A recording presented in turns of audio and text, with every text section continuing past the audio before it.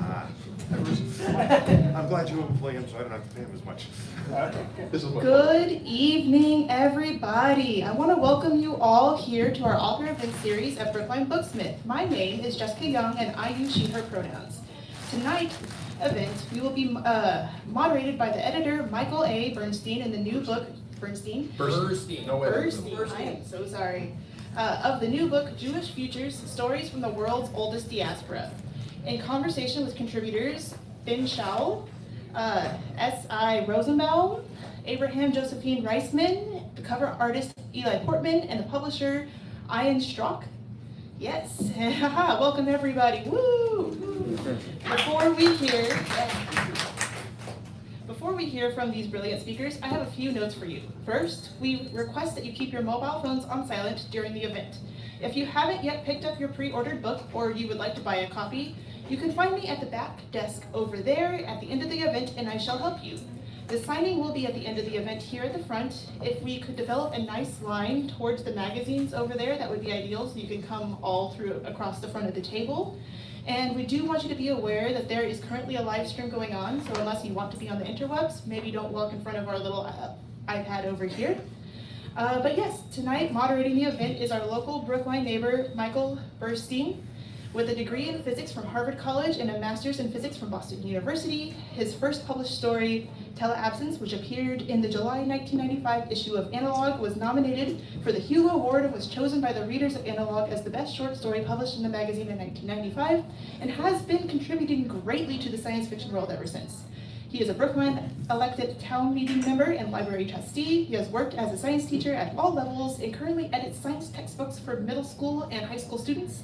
And he has given lectures and spoken at various science fiction conferences in libraries and to the groups at MIT and Harvard. Now, there are a lot of wonderful contributors up here, and I'm hoping they will all take some time to talk about themselves.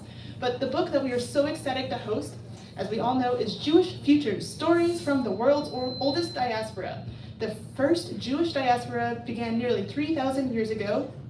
Those 3 millennia have informed a rich storytelling tradition that will only continue to expand in the coming centuries. Sometimes moody, sometimes laugh out loud funny, Publisher Weekly says these 16 appealing stories extrapolate Jewish themes to near and far future settings, open, diverse, and challenging vistas of sci-fi fans, Jewish and Gentiles alike. So I know you are just as eager to hear them speak as I am, so I hope you can all, without further ado, help me welcome them to the Booksmith. Thank you all. I'm going to start by taking a page from another author I know. I'm going to get a picture of everybody who's here just to enjoy the moment. If everyone's okay with that, just give me 1 sec. You bring the right face. You're only getting everybody over there. And this, I can do a panel, right? I'll switch it. You're down in front. Yeah. Did that work? I don't know. You can figure it out later. Here you go. You actually had to set it So, thank you everyone for coming. As Jessica mentioned, my name is Michael A. Burstein. I am the editor of Jewish Futures. One thing I will tell you is that I tend to talk a lot on these things, as my publisher, Ian Randall Strock, can attest. We were on a podcast recently and I dominated the conversation.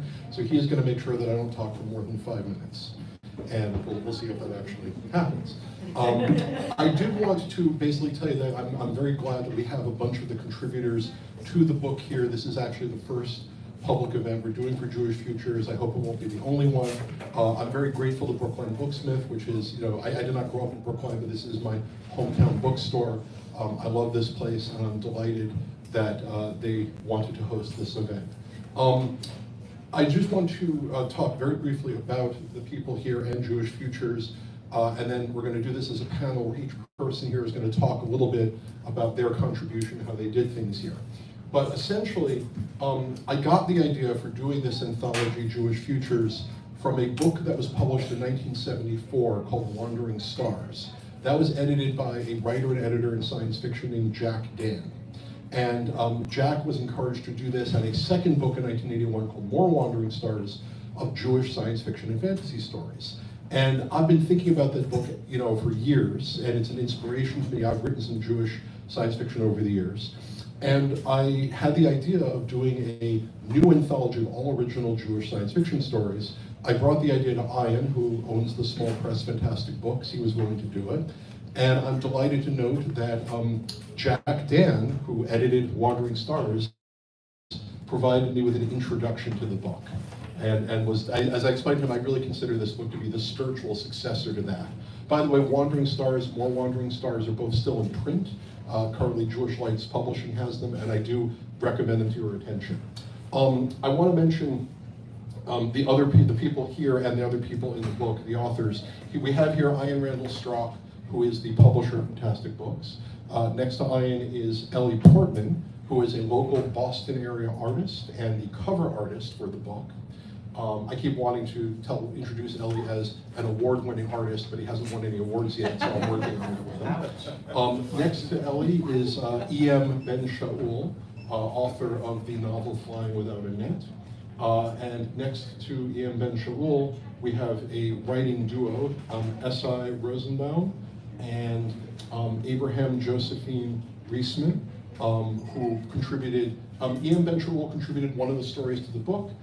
S.I. and Josie contributed a second story to the book. So we do have 3 of the authors here, but 2 of them wrote one story. Sorry? We're just one person. We're just, Yeah, we yeah. count for We one. count for one. They will serve as one person. Yes. I will note that Josie is also a New York Times best-selling author. Am I right You about can that? get my book up there. But Yeah, so if you want a copy of, wrote a book about Stan Lee and wrote a book about Vince McMahon, Ringmaster, that's also available here at the store. I just want to mention that, and Ian will maybe talk a little bit more about this. How much time do I have, Ian? Where are we? We're taking away my, okay, good. Ian may talk a little bit more about this, but the way that we were able to do this book, honestly, was through a crowdfunding platform, Kickstarter. There are a lot of changes in the world in publishing since many years ago. It used to be like when Jack Dan wanted to do the book, he had to convince a publisher to put out the money and hope that people would buy it. This time around, we basically put out a call to people and said, we're doing this book, and here are some of the authors we're going to have in it. And if you'd like a copy of the book, you can buy one in advance. And that gave us the seed money we needed to actually pay the writers, always pay the writers. I hope the AMTPT hears that. And to pay the printer and to mail the books, etc. But also, I mean, once the book is out, you know, your local independent bookstore like Brookline Booksmith can get it for you. You know, and your local library can get it for you. The book doesn't just stop with the Kickstarter project. I do want to mention the names of all the authors in the book and tell you one quick story before I turn this to Ian. So we had a bunch of writers that we had invited to be in the book originally, and then we opened it up to submissions. In order of which I put the stories in the book, the authors in the book are named as follows. Samantha Katz, E.M. Ben Shaul, Esther Friesner, Harry Turtledove, I'll leave another minute, Susan Schwartz, Riv Begun, or maybe it's Begun, I don't know how Riv pronounces her last name, I apologize to her. Barbara Krasnoff, Leah Sipis, S.M. Rosenberg, Stephen H. Silver, Randy Dawn, S.I. Rosenbaum and Abraham Josephine Reisman, Valerie Estelle Frankel, Shane Turtelot, who is the only non-Jewish person in the book, Robert Greenberger, and Jordan King LaCroix. And the one story I'll say is that there are 5 stories in this book that were from people who submitted them to us. And I got 2 of the stories were pretty much on the same theme, the last Jewish person on earth. And the first story, I said I really want to bookend the book with these stories. And the first story is the first story is Shema by Samantha Katz. The last story is called The Last Chosen by Jordan King LaCroix. And when I got the submission from Samantha, all it was an email with a link to the story. And I emailed her and I said, I really like this story, I want to publish it, but I'm going to need a bio from you. I didn't hear from her for a day. I emailed her again. Did you hear from me? Oh, yes, I heard. I'll be trying to get a bio together. She sends me a bio, and it begins, Samantha Katz is a New York City public high school student, and my jaw dropped. I was like, what? I'm sorry, what? I call Ian, I'm like, what? This story, she's 16 years old. It's a very powerful story. I think it's very powerful. This is not only her first published story, but it's the first time she ever sent anything to a professional market for publication. So Ian and I made sure that she understood that this is not a normal thing. We want her to be inured to the idea of rejection is part of the process.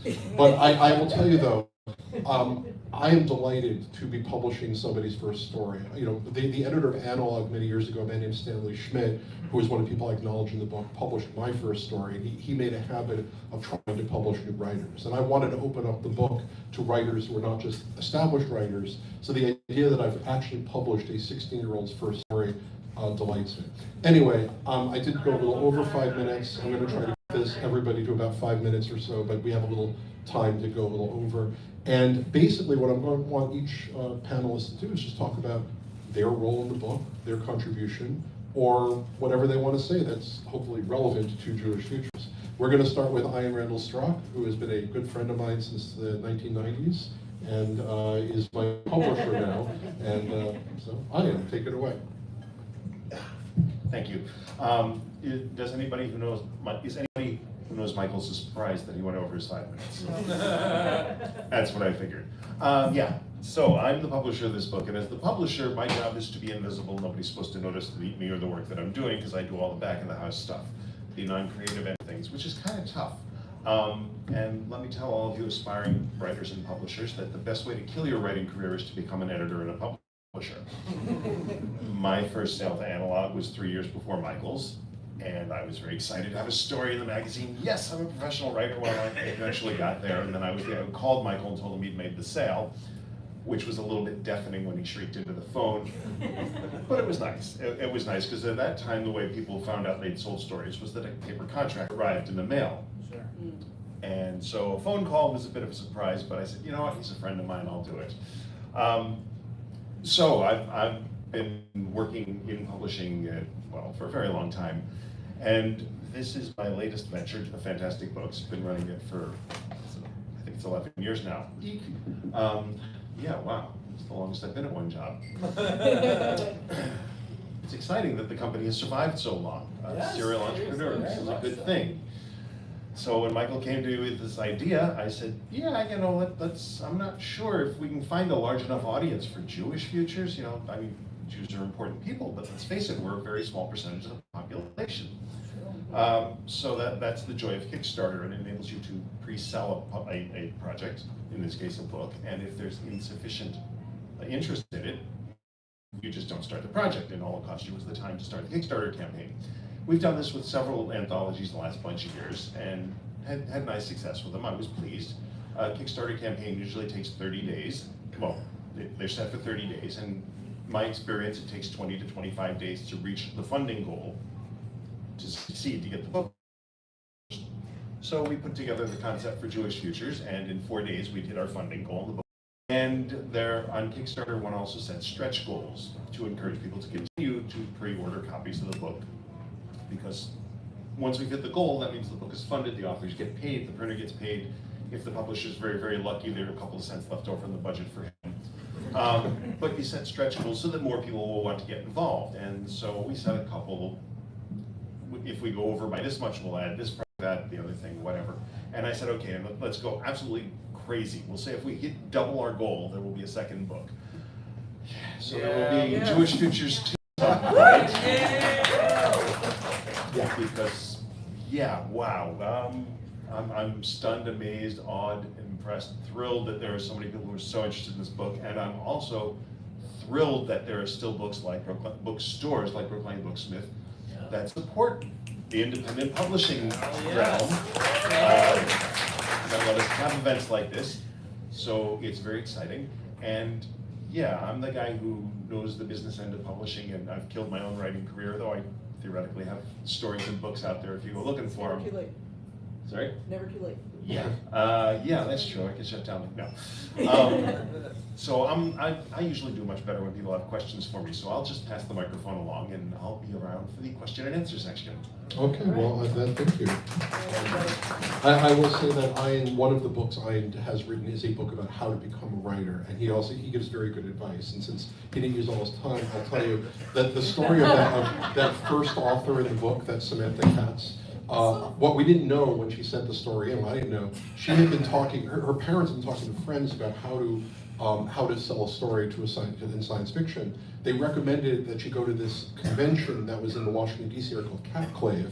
Ian actually was there with his publishing company, had a table. She apparently met him, had a long conversation with him about how to sell stories. He told her, well, we've got this book we're doing, we're going to be opening it up for submissions. She told us that apparently she came up with the idea for this story. She didn't have an idea on the train back to New York.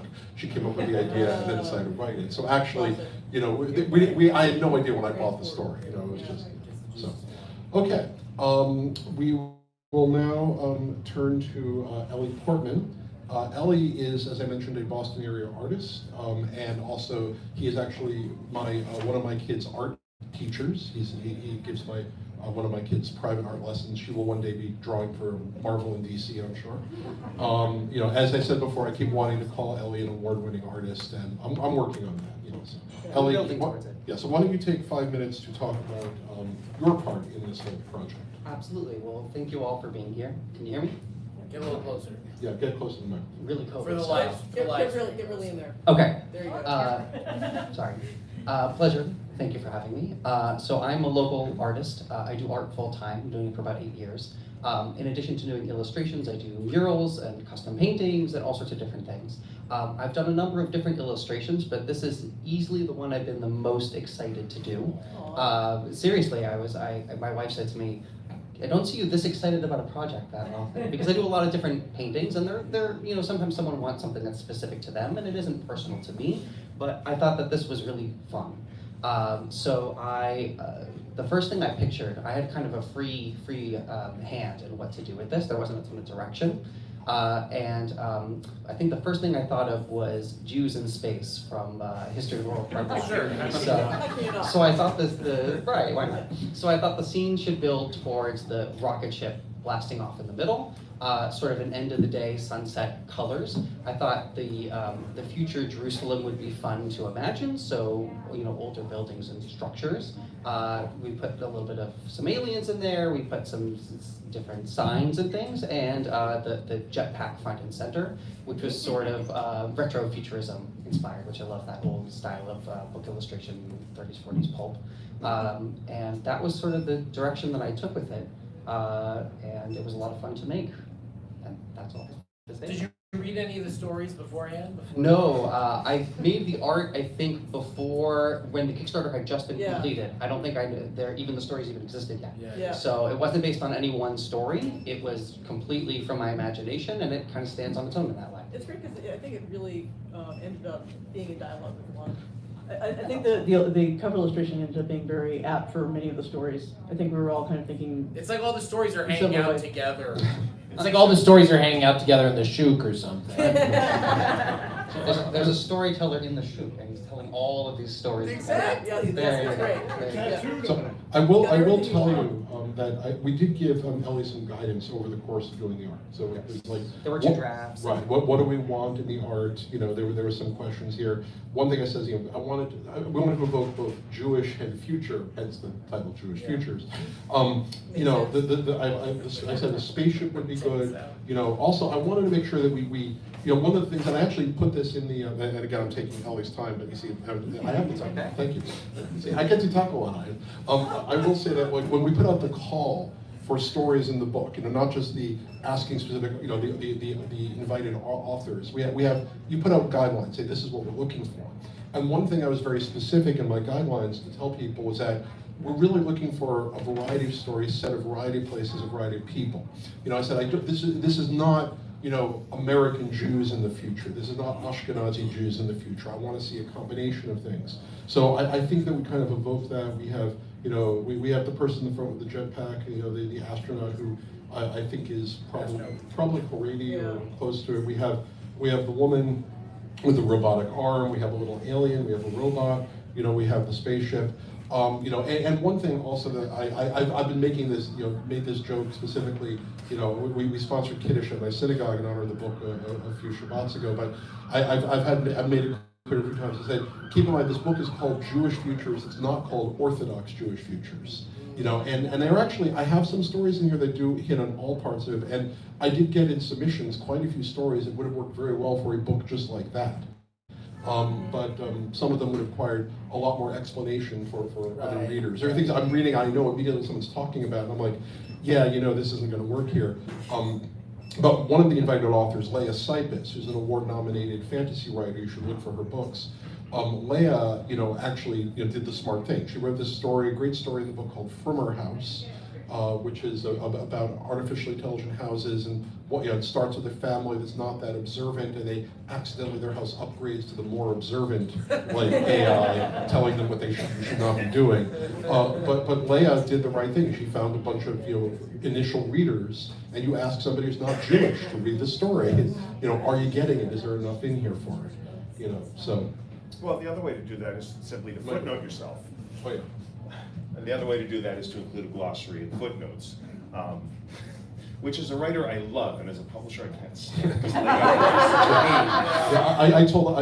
Since we are doing a second book after this, I said, okay, I have two rules for the next book. No footnotes and no Hebrew letters. You know how Hebrew is read the other direction than English? Trying to get the word emet to appear in the right direction in the print book is like almost impossible. Okay, I used up the rest of Ellie's time there. There are other things I want to talk about, but my wife would kill me if I didn't turn to her. So, E.M. Ben Shaul, author of Flying Without a Net, and the author of Mission Divergence, which is the second book in the story. Second story in the book. Second story in the book. Have I mentioned how nervous I am doing this event? Oh, you're doing great. And how this has been a dream of mine for years to do an event at Brookline Booksmith. So. Thank you. So, hi. I'm Nomi Burstein, but I write as E.M. Benchel, so I enter to both. So, I sort of had a weird journey with this story, mostly because I'm married to the editor. And so I kind of had that moment of, you're doing a what now? And that he said, I want to put together a book of future of Closer to the microphone. I want to do a book of future stories that have a Jewish theme. And I said, space lasers. And he said, what? And I said, space lasers. And so when I was invited into the book, and he said, so I've been published for a number of years under a pseudonym, and that's why I continue to use the pseudonym in the book. But you know, I've been a published author for a number of years. So when Michael was inviting authors, he invited me as the author, not me as his wife, which is sort of this weird brain split. But futuristic. kind of, yeah. And so I said, you can't in 2022 put together a book of Jewish futures stories and not include space lasers, because somebody's going to say, where are the Jewish space lasers? And so I wrote them. And really, that was the impetus for my story. I then sort of played this game of how far in the future. I didn't want to take it too far into the future because I wanted to do something that I could still sort of write about from a position of strength, things that I could be familiar with. I didn't want to extrapolate out what Judaism would look like in more than, I said it in 2061. That was originally just sort of by happenstance, but then it worked out nicely because that's when Halley's Comet is coming back, and so that actually hooked in very nicely for part of my plot. But I didn't want to try to extrapolate any of, I was fine with extrapolating the technology and the science. I didn't want to have to extrapolate too far what Israel would be, what Israel would look like, what people would look like, what, you know, I didn't want to go too far. And so, and I figured if I'm doing, it started with a joke, but I took it seriously, and my story is basically about the team that puts together what becomes the next generation of what we think of now as Iron Dome, the system that protects Israel from incoming weaponry from incoming missiles. And right now, it's other missiles that fly up to intercept the missiles. And I was like, why not lasers in space that could be guided to intercept? And so I wrote a political story without being political, if at all humanly possible. And it was a little bit of a tightrope to walk, but it was fun, and I put in just some very simple sort of things that I hope for in the future, that, you know, just the way families are and people are and things are just very taken as they are, and it doesn't have to be a whole conversation that my scientists are mostly female, that there are women who are very strong, powerful women, all of this. And basically I started out writing Jewish space lasers and just went with where the story took me. And I was so thrilled to just be asked to be part of the anthology. So it was fun to write. And now, sure. Well, and now I have 25 seconds. So I'm just going to say a few things again about process about the story. First of all, when we're doing the Kickstarter, I did invite certain authors to be part of the book, and I did invite Ian Walsh. And you know, when you're an invited author to the book, it's kind of a guarantee that you'll be in the book, but the editor still works with you with your story to improve or fix the story. But also there's a situation of, here I am the editor, Nomi is the writer in the book. So in situations like that, Ian actually officially and formally is the one who accepts the story. So, and this is something that actually would happen, happens occasionally. If an editor wants to put their own story to book, they can, but usually they have somebody at the publisher say, yes, this story makes sense to be in the book, or even possibly reject the story for them. Ian had told me stories that the editor of the Analog, again, Stanley Schmidt, occasionally would publish one of his own stories in Analog, which was legitimate because he had been publishing stories in Analog before he was the editor. But if he wants to publish his own story, what would he do? And the answer is he would send it to Gardner Dozois, who was the editor of Asimov's. And if Gardner accepted it for Asimov's, great, he'd publish it in Asimov's. But if Gardner returned it and said, this doesn't really work for Asimov's, but this is perfect for Analog, that was an acceptance. and sometimes he wouldn't. Sometimes Gardner would send a story back and say, this doesn't really work, and he wouldn't add the part that is not for Analog, and Stan would then know to send it somewhere else. So, right? But you also have to note that the two magazines were owned by the same company. Gardner and Stan actually shared an office at the time. Oh, right. I should have mentioned that. Okay, so we're Side now, job. Yes. we will now turn to the last two writers who are present at this panel. And as I mentioned before, S.I. Rosenbaum, Abraham Josephine Riesman. I do want to indicate again, Josie has two books out, one about Vince McMahon, one about Stan Lee. If you're interested at all in Marvel Comics, you've got to read that book, because there's actually two books. You have to read that one and this other book by Danny Fingeroth, and I think if you read the two of them together, you'll get a feel for the different ways people view Stan Lee. Josie's is better. Sorry? Well, I'm not going to say which is better and which is not, but I will say that's the one that I got signed, was the one. And S.I. Rosenbaum, I don't think any books, but lots of great articles, including some very focused Jewish stuff that I highly recommend you look for. The one about the trope. Oh, yeah, trope yeah, report. the Very trope Jewish. report. Yeah, what's that article called? It is, if you Google the phrase trope trainer and the last name Rosenbaum, you'll come up with Right. this story that I wrote about. It's kind of nonfiction science fiction. Yeah, it's a fascinating story. So if the two of you would like, because you are two people, but you'll see how long it takes, I'm going to give you guys 10 minutes to talk about Just this. speak in unison. So, Yeah. okay. All right. 1, 2, 2, 3. 3. This This story. I think you might want to speak one then the other or something, or go back. Well, how did this one start? I remember, I think the because we've concept been is talking about the concept independent of writing a story, just because we like to BS with each other. It's true. And That's we were what we just do coming. most of the day. I think for me, the original kernel was reading Andrew Tobolowsky's excellent new academic work from, I think, last year, called The Myth of the 12 Tribes of Israel, which is a really tremendous academic book about the idea that, the way I phrased it on Twitter, and the author endorsed this, was every Jew is born naked and then puts on Israelite drag.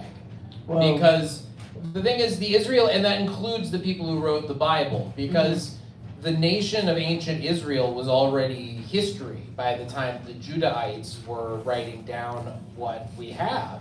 So it's all memory of a past civilization. that may or may not have existed. That may in or may not form. have existed in that form, that Yeah. probably looked very different, but the stories we tell about the Israelites and their territory and their neighbors are really important to not just Jews, but a wide array of people. Right. And yeah, Yeah, I think somehow we wanted to write about not what Jews would look like in the future, but what Jewish memory would look like in the future. right, what would remembering the Jewish story look like in the future? Because anybody can do that. Exactly. It didn't have to be an ethnic bloodline that leads to, Yeah. direct descendants. It was like other people can adopt. I mean, you think about any number of religious movements that use that mythology. There was one in particular. Josie reads about this stuff, so I don't have to. In China, there's a guy who found. Oh a yeah, few- Hong Shuquan, Yeah. the leader of the Taiping uprising. Very briefly, this was an uprising in China in the 19th century where a guy who knew like a little bit about Christianity, basically, But not a lot. but not a lot, lost his mind and started this nationwide uprising where it was a Christian war. He was a Christian leader. He said he was Jesus' brother, but he didn't really know anything about He'd Christianity. like read a pamphlet, He'd like read half the and then he pamphlet. just made up the And then he rest. just like made up what Christianity was and said he was fighting for it. So we were like, why not do that with Jews? That was definitely in the mix. And Yeah. then I'm not sure. I'm not sure if you came up with the idea or I did, but at one point I just wrote down, that Eov got bar mitzvah the week that his exoskeleton. exoskeleton molted, and from there we Right, had it. between those two ideas, the Yeah. idea of an extraterrestrial Jew and the idea of Jewish memory and the Israelite story and the story of the Israelite return, Mhm. especially.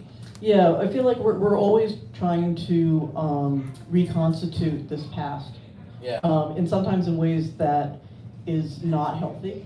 This is something I've thought a lot about for a while. I did an art exhibition in New York very randomly. It was really good. But I just decided this art gallery got in touch with me and said, we like asking random people to do art exhibitions, so why don't you do one? And I said, okay. I wanted to do one about time travel, and I was thinking a lot about the ways in which cultures that have sustained some kind of catastrophe or apocalypse try to reconstitute the past, and the ways that they do that in healthy ways, and the ways that they do that in ways that are disastrous. And I think that's something that we've seen, in our people a lot. Yeah, I mean, trying to reconstitute Hebrew as a spoken language, trying to reconstitute the nation of Israel. And Some of these things can be beautiful, and then other times you can end up with trying to claim something that is not there anymore. yeah, or you bring it back wrong, which is Bring kind it of back wrong, right? so that's exactly. trying to get back to a past that may or may not have existed in the first place. So we ended up coming up with this idea that this planet of intelligent aliens had intercepted a broadcast that contained some part of Hebrew scripture And Jewish and knowledge. Jewish knowledge, and of course some small part of that population would decide that it was meant for them. That they were the Jews. They were the Jews. And what happens what then? happens then? We don't want to spoiler it, How but do you put together a religion from fragments, and what do you do once you've decided that you're the chosen people who are mentioned in the text? Well, you try to go home, and that's always Right. kind of a fraught it can experiment. be, yes, especially, yeah. Anyway, So we'll let that- you that read was our it, but yes, concept, that was our. And then we just kind of got really high and took it in turns. I was about to say, I don't know if you were going to mention the THC, but I did some edibles and came up with the opening. And then we just kind of passed it back and forth. At one point, we just kind of BS the plot of it, and continued to elaborate on each other's ideas, and it was really, really It fun. was really fun. Neither of us had ever really written fiction before. Or written something kind of with four hands, so That's right. and four eyes. Eight Eight eyes. eyes, four hands, no waiting. So it was really, really fun. We're definitely doing this again. Yeah, right. But it was a fun experiment all around, and I'm really And happy. she's about from that. here, so this is a big deal that she This is a gets to big do deal, this yeah. Booksmith event. It's a lifelong, exciting moment. A lifelong dream. Yep. Okay. So are you guys done talking about your story? That would give you 4 minutes. I would like to hear a question from Wait. my esteemed colleague. Go I ahead. had a comment / question for that. Yes, my esteemed colleague and next door neighbor of my mom. Microphone, speak to the microphone. So the first thing I thought about, the first thing I thought about when you talked about cultures, reading the scripture, thinking that they have found their home and moving there is Bete Israel. I thought about the Ethiopian community. Definitely, And definitely. how they essentially did that, that they recognized themselves as one of the lost tribes. Yes. And have now got a strong community in modern Israel. No kidding. And so I find this fascinating that it can be extrapolated to the future. And I was wondering whether Bete Israel was at all in your mind when We you weren't thinking about Beta Israel specifically. But we weren't not But we thinking weren't about them not, either. 'cause We're we were always thinking- thinking about Well, no, we them. are, but we were thinking in general, I'm sure it came up at some point, because we were talking about in general the ways that this story of this people, this geographic location, this movement of away from location back to location, how people have figured themselves into that narrative. I mean, we also talked about Korean Christians. Like I remember I lived in South Korea for a while, and I remember learning about early South Korean Christians talking about how they are the tribe of Dan. Because they have the Talmud is Damgun. really great. What? Those were big fans of the Talmud. They've not read the Talmud, but they really love They it. like the Talmud Yeah. in general. But the point is you can have these mythologies that you have to come up with in order to kind of domesticate a story or a religion. Like you have to go, because if you're going to South Korea and saying, here's this guy, you're talking about Christianity, it's not going to make any sense. It's some Mediterranean European religion and you're from wherever. But if you come and you say, oh, you're the lost tribe of Dan, so whenever you're reading about the Israelites, know that that's you. Yeah. Then all of a sudden it's a very different story. I mean, I think we're I think also. we talked Are we about it. we talked about your? I wanted to last thought. I mean to cut you off, just Ian also has a question he wants to ask you. Oh, okay. Do you want to give your last thought first? Or? Okay, I just want to say that we're also talking a lot about identity in general. Yeah. And how do you, whether you can self-define or are you defined by your community, and I think that was also a big part of it. So. Ian, you had a question? Writing is generally a very solitary occupation. One sits alone in a room staring at a screen until beads of blood form on the forehead. But collaborations are rare and yet sometimes incredibly successful. And listening to the two of you talk, I'm wondering if you can talk a little about the process of writing one thing as two people. We've got a little bit of experience, not exactly as co-writers, but the book you see over there, Ringmaster of Expanding on Making America, she was the editor. I had like an official editor at Simon & Schuster, but He was great. It was great, but she But did all the front while work. she was working on it, it began to seem stupid that I'm a professional editor and I'm in the house and I've been following all of her reporting. And the book has a lot of stuff in it. A lot of things happened to Vince McMahon. So Josie was struggling to kind of put it into a structure that worked, and I was like, "Oh, you're going to be fine. Let me take a look." Okay, all right, okay. let me take a minute here. And then we started working together, and let me tell you, it was marriage 2.0. It was. Yeah, it was easily the most delicate dance we've done in our marriage. I mean, you think sex is nice, but then you edit. Yeah, that can be your intimate, but beloved then you get the prose. real That's- intimacy of editing. That's another level. So yeah, I learned a lot about editing, and we learned a lot about communication and being nice to each other. So by the But time we got to this, it was actually not that difficult. yeah, Mainly because we already had sort of figured out how to have a creative conversation about writing. we'd already been passing the word processor back and forth and kind of being like, okay, come, look what I said. Is this okay? Is this okay? Or do you Yeah. want to change this? And we call ourselves a newsroom of two because we work at home Right, and we're we both. miss newsrooms. We're both veterans of newsrooms, and we're both sad not to have them anymore. But I think we kind of fulfill a little bit of that function with each other. Ripping the paper out of the typewriter. Yeah. We- Copy! We have hit the 10-minute mark. So, Well, there we thank go. you. We do need newsrooms. So yes. So Yeah. we've had I think everybody here has had a chance to talk a bit about the book and about their contributions to it. One thing I want to say is that when we were putting the book together, when we did the Kickstarter, starting to bring people in, I was trying to get, as I mentioned before, a really diverse set of voices into this book, into the story, into these stories. One thing I found also was that a lot of Jewish science fiction readers are very proprietary about books like this. I mean, this is, I'd like to think this is my book. I think I would say this is Michael's book. That way I can get all the blame. Credit. Every author has a story in the book, but a lot of people out there had their own vision of like, oh, if you're doing a Jewish science fiction anthology, it has to do this, it has to be like that. And I remember thinking, if you want a Jewish science fiction anthology that does X, Y, Z, you can do one too, But one thing, after I chose all the stories, we put them together, about every story from invited author was the story ideas were clear in advance. I didn't always see the story at the beginning, but I knew what they wanted to write about. And I was trying to think about, in the end, I wrote an essay for the Whatever blog that John Scalzi does, The Big Idea. And in the end, I feel that the main themes of the book are two themes, that defiance and hope. The idea, the Jewish people, the defiance that, people have wanted to sometimes get rid of us, but we're still here, hope for the future. And I think almost every story, if you read that, you'll get some sort of feeling like that. That said, there's a lot of things that happen when you get submissions for the story. I mean, there's a lot of common concepts that people want to talk about or write about in Jewish science fiction. A golem is a very common, popular thing. As it so happens, I accepted a golem story. A lot of people are, we've got a story about an alien that wants to convert to Judaism. We have a story about an artificial intelligence that wants to convert to Judaism. The thing is that each of these stories, though, had something. That's where things went well. I do want to open things up to questions. Jessica, have time to do some questions? Yes? We're right.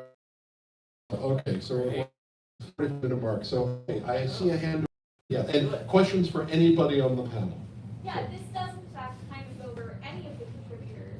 As you were working through your piece, be it your art piece or your writing and so forth, as you were kind of extrapolating out your idea, was there any point where you kind of stumbled upon something that surprised you?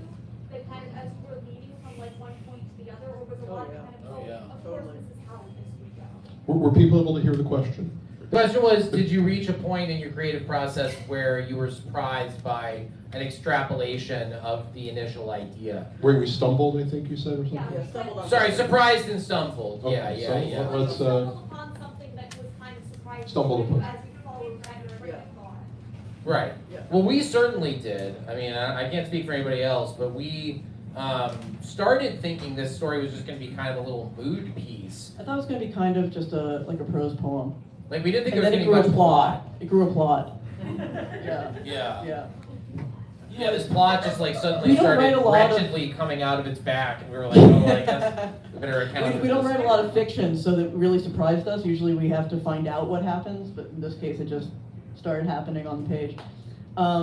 We wanted it to be harder for the protagonist than it was to begin with. We were like, okay, we have to show that, reconstructing the past is difficult, but we don't want it to be like kind of too much of a parallel for what's happening in Israel right now or what's happening in Diaspora.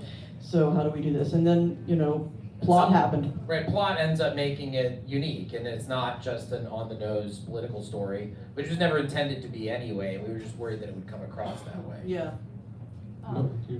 For me, the one thing that surprised me was that I ended up in 2061 because I started from sort of a corner and ended up there. So the fact that it coincided with Hallie's comment was not originally part of my plot. What happened was I started with the protagonists from my novel, and I went forward to, okay, they have a daughter. Their daughter has to be X old in order to be a scientist of her level. If you assume that my novel takes place approximately the year that I wrote it, and then in order to get to age them up and then age her up, it would have to be about 2061 that this story takes place. Surprise comment. And who told you about the comment? I said 2061, and Michael's like, you mean the year Hallie's comet's coming back? And I'm like, Michael, God bless you. yeah, I do, I Baruch guess. Hashem, that's And great. it You mean the actually- year Heli's Comet's coming back? This is why you're together. No, I know these things. Perpetual calendar. Because I needed to be able to have scientists doing a secret project at a university And I'm like, okay, so they can be doing extra observations because they're not sure what Halley's Comet is going to do, and that's how they can use their cover story. So that That's kind of amazing. was a aha moment, or I stumbled across it, and hey, it worked, and it made the The story. two of you are, And That's all. I say this as a great compliment, like the nerdiest couple I know. Total dweebs. May God bless your house forever. Thank you. Ellie, do you have anything about the art, anything that surprised you or that you said? Yeah, I had a misstep.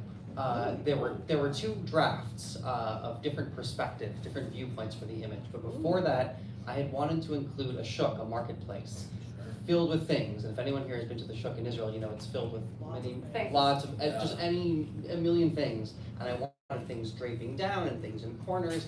And I tried to do it, it was just too crowded for the cover image. The cover image isn't that big. And I couldn't find a good way to include it without running out of room, making it impossible to view, or blocking space for text. So I kind of included like the opening on the side to like an archway. And that was kind of the best that I could do. That was my shift in approach. Well, Ellie, you'd never done a book cover before. This is your first book cover, except for your own books of art. I've technically done one or two, but it's been a very long time. Okay, so when you're doing a book cover, you know, and it may sound obvious, but it's not always. You have to leave room for. Can I have that back? You have to. Well, actually, it's one here. You have to leave room for the most important thing on the cover. You know, the editor's name. The title.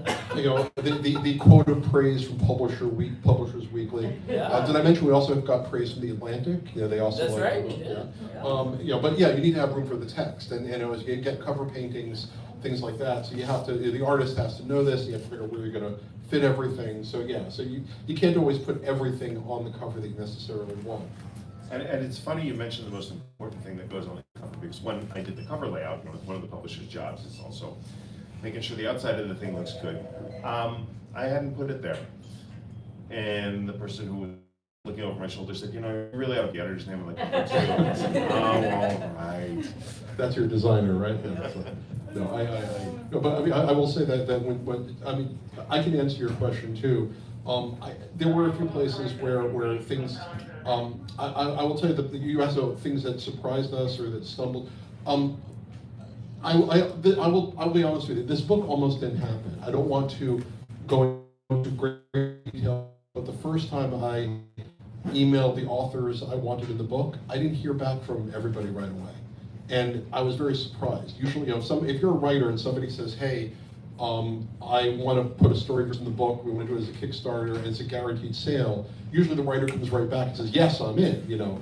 And I reached out to various writers, and they're in the book. You know, there are a few writers who reached out to, came back to me and said, you know, they couldn't think of an idea, they didn't want to do the book, but I was really surprised at how long that took. And then actually, you know, Ian and I had this, I mean, the book may have come out maybe a year after we expected it to, perhaps, or 6 months later. No, it came out exactly when it was Oh, it supposed came to. out exactly when it was supposed to, but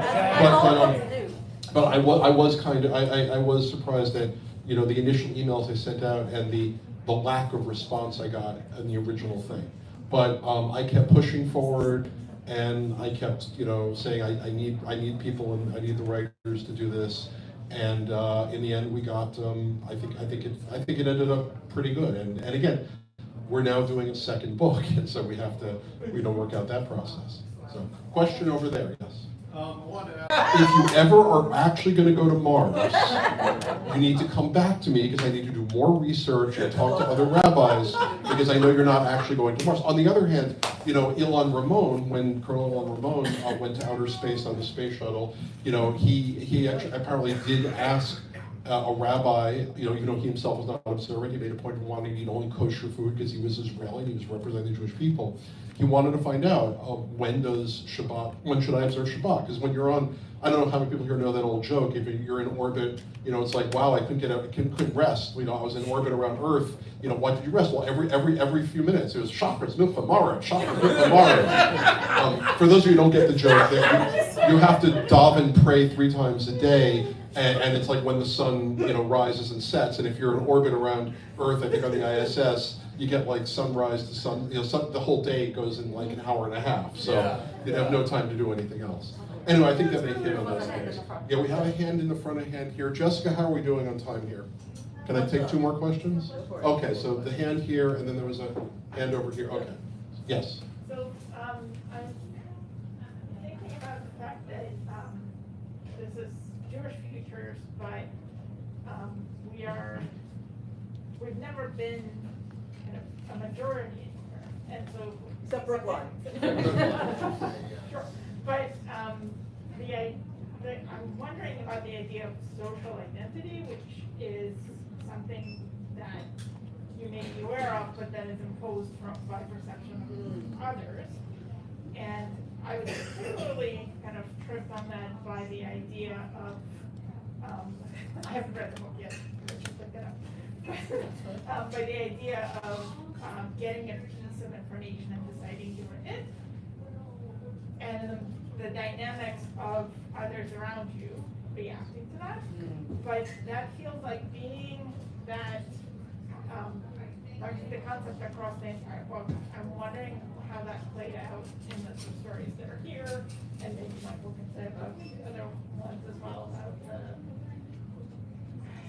how a Jewish writer writing about a Jewish future does or does not see the social identity imposed on the Jewish characters or perceived for the Jewish characters by the rest of the world. Yeah, go ahead. I think without thinking about it, we recreated kind of the normal dynamics of Jews. Jews metaphorically are always the minority, right? Always the stranger in the midst. That's why, you know, Bloom is a Jew in Ulysses. But I think without really discussing it, we just kind of made a minority who perceives themselves as being, you know, the chosen people, and who perceive others as being, you know, the Gentiles, and have kind of formed their own minority through their beliefs. And I don't know if that was implied to be something that came to them like through the scripture, if that was implied. Although it's very interesting because there's a lot about exile and, you know, being a stranger in a strange land in many of the stories of the Bible. But we didn't quite get as deep into it as we would. If we were expanded into a novel, we're gonna have to go into all of that. Yes. I was thinking a lot more about like what these aliens would make of the many references to gender, which they obviously don't have, but Not the way we do. yeah. But well, I'll get to that next time in the sequel. Yeah. Jewish Futures 3. Yes. Jewish Futures 3, did you hear that on Yeah. Jewish Futures 3? Electric Bugalow? Nobody, do you want to address? Maybe the fourth. You want to answer the question? Yeah. Go ahead. For me, it's sort of different because I said it in Israel. And so the dynamic of being a minority is not so much there. Right. And I said it mostly at a university in Jerusalem. So you're kind of surrounded by, you are as a Jewish scientist in a science lab in Israel, you're kind of the default in a way that Jews aren't, and the way that female scientists are not in the majority of our current existence. Very different. And so it actually allowed me to strip out all of that sort of social expectation of what this woman is, because she is a female scientist in Israel. She's not the other because she's Jewish. She might be the other a little bit because she's female, but she doesn't have that added of the Judaism making her the other.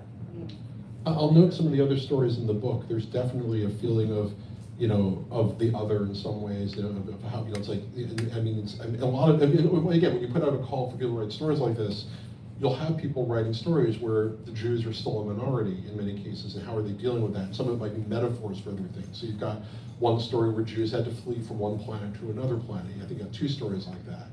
You know, you have stories, you know, again, like, you know, Nomi said a story in Israel, but it's, you know, it's Jews are not, you know, they may be a majority in Israel, but they're not a majority on the planet. You have, you know, other stories where, and you have also a lot of stories where you've got, as we have, Jews disagreeing with Jews. There's one story in the book where there's a second Jewish state that has been set up, and so you end up having a future in which, you know, Israel has become a religious state, and this other Jewish state is a secular Jewish state, and then you've got two people from these two different countries competing in the Olympics against each other. You know, Stephen H. Silver would probably want to mention his name because he wrote that story, which was called Initial Engagement. Interestingly, like his daughter is now initially engaged for the first time ever, so that was an interesting coincidence. I'm sure he's watching right now on the streaming and is thrilled that I mentioned that. Congratulations, Stephen. And but yeah, I think that there's definitely some aspects to it throughout some of the other stories in the book. And we have one last question, Brian said, and then we're going to go to the signing and everything. So, yes, you, sir, whom I do not know from high school. You have a question. So I do have a question, and it is for Michael, who we haven't heard enough. I recognize his voice. Finally. As you were editing this and deciding who would be published, who would not be published, who would be accepted, and who would be rejected. Gee, that sounds familiar. What's that for? Yeah. So you were encountering different perspectives on what it means to be Jewish. Mm-hmm. Did that process affect your own relationship with your Jewish identity and your Yiddishkeit? Oy, golly, Volt, what a personal question. Did the question from my high school friend Andrew Mark Green here is that did reading these different Jewish stories, Jewish perspectives affect my own perspective on my own Judaism? Is that correct? Yes. Wow, what a question. What I would have to say is that the stories, anything you read, any book you read, anything you read makes you think. It changes you. It may change you a little, change you a lot, but you can't read something without it affecting you in some way. I would not say that the stories in the book necessarily change the way that I view my own Judaism or the way that my daughter's enjoying my hand. Those are Jews we talk with our hands. I don't think it affected the way I did. That said, I was very cognizant during the process of how this book would be received by the outside world, because I have my own Jewish background, as we all do. I grew up the grandson of a conservative rabbi in a household that was not very observant. I embraced observance in college. Modern Orthodox Judaism is what I follow. And I have friends, I think, across the whole spectrum. And what I found interesting as I thought about as I was doing the book, I was thinking, I have friends who are very much on one side of the spectrum who might object to X, Y, and Z in the book. And I have friends on the side of the spectrum who object to A, B, and C in the book. Yeah. And it's like, and what I have to say is that, I thought about that, and my general response is to hope that the people who are friends of mine understand that this book is my attempt to try to look at this whole big picture. If there's a story that for whatever reason you object to, engage with the text. And if you don't want to engage with the text, skip it and go to the next story. I think that every reader will find there is something in there for them, whether they're Jewish or not, I will say. And actually, it was interesting because, as I mentioned, there's one story, this was a submitted story, by a friend of mine, Shane Turtelot. He and I published an anthology together, even published a story together. Shane wrote a story called The Kuiper Gemara, about an artificial intelligence that wants to convert to Judaism. Shane is very not Jewish. But Shane is a wonderful person. When my mom died, Shane came to the funeral, recited the Makom, like from memory. He memorized it in the English transliteration. And I read this story, and I was like, Shane, it feels like you swallowed a Talmud here. It's like, how did you? A good writer does his research right. So what I would say is that I don't think the stories necessarily changed my look, my view, but I think they kind of codified that what I really wanted to do was put together a bunch of stories that I would hope would appeal across the spectrum, but also I understood that might not happen, and I hope that the readers of these stories will be forgiving of the stuff that they don't like as much, and will appreciate the stuff they did like, and will, at the very least, understand why I made the choices I made. Because one other thing about putting together a book like this, you don't just put the stories in alphabetical order. You don't put them in alphabetical order by author. Oh, you could do that. But what you try to do is give the reader an experience, a ride. You try to say, okay, I want you to experience these different futures in a certain order. I want you to see how you're approaching it. And of course, you know, you can pick up an anthology and read the stories in any order you want. You can jump around. But my hope is that most readers will try to go from the beginning to the end and will say, I see why the book starts here, where it goes, and where it ends. And I'm actually impressed that the opening and closing stories were both, you know, submitted. You know, and of course they're both like, you know, I mean, you know, how boring is it? Oh, it's the last Jew on Earth stories. I mean, yeah, I mean that's like, you know, what a boring idea. Well, the first story and the last story were both those, and I think they really work as opening and closing stories of the book. And my publisher agrees. I just want to say he's got a very good eye. He's done a bunch of anthologies. You know, I couldn't have done this book without the authors and without the cover artists. You know, without my family, you know, two of whom are sitting here in the front, and you know, but I definitely could not have done this book as well as we did it without the support of the publisher. Ian Randall-Strock, this guy, he knows publishing. He takes care of a lot of the work that has to be done. I mean, we live in a world now where an author can just go on Kickstarter and do their own book, but you know, I could concentrate on making this the best book I could because I knew that my publisher would concentrate on making it a book. So this is going beyond your question. Good question, thank you. And Jessica, you want to? Yes, thank you all so much for being here. We love everything about this book. It is so fantastic. So if you would like to have your book signed, please do line up, starting here at the blue table towards, again, these art books, the magazines, and then curling around into the. We have the pre-orders and more books for sale back here with my wonderful colleague, and I hope you all have a great evening. And authors, cover artists of